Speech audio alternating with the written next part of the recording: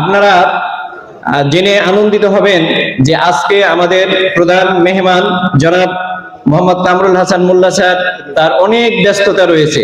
আপনারা বুঝতেই পারছেন যে ভোটের দিন সামনে চলে আসছে।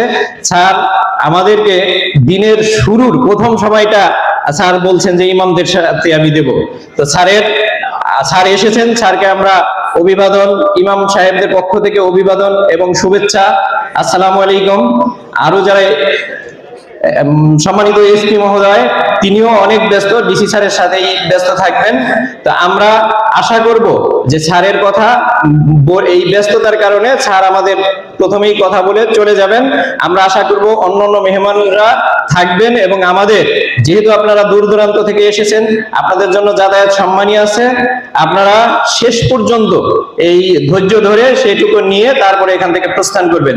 আপনারা দেখতে পাচ্ছেন আপনাদের আলেম ওলামাগণ এসেছেন। আমরা দ্বিতীয় পর্বটা আলেম ওলামাদের সমন্বয়ে পরিচালনা করার ইচ্ছা ব্যক্ত করছি।